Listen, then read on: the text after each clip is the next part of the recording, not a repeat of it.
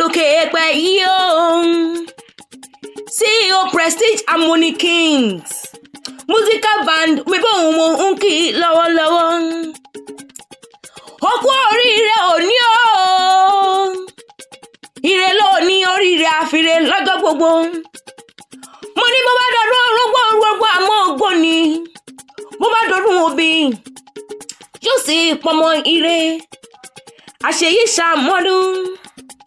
Ọdún ayọ̀ ló sì mọ bọ́ wọn ṣe. Ọ̀gbàgì àkókò sánilé bàbá tó bí ọlọ́mọ gangan. Àkókò nílẹ̀ òbí. Ọmọ wa ni ọ́.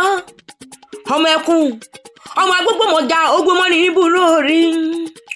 Ọmọ àtètè dá òfin ṣolórí náà kó kílé bàbá tó bí ọlọ́mọ gangan. Ọmọ ẹlẹ́yin kúlẹ̀ àdéwúre. Ọmọ òòṣà òkè jẹ́ ń dàbí onílé yìí o. Sábà dàbí onílé yìí. Sọmọ ṣe bí onílé yìí nílé bàbá tẹ́yìn. Ọmọ aláwẹ̀rí yàwẹ̀rí gbókùn. Ọmọ aláwẹ̀rí yàwẹ̀rí gbòdìdì ọ̀nì náà kó kílé bàbá tó bí ọlọ́mọ gangan. Ọmọ lọ́la kéwì ló ń kí ọ́nì mẹ́sàn-án mẹ́wàá. Ọmọ akáwé ṣòwò.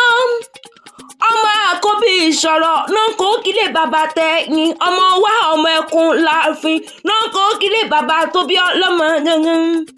Àfọlábí òkú oríire òní o. Òní wá fèyí ṣàṣemọ́re nínú ọlá Olódùmarè ọba tó dá ọ sí.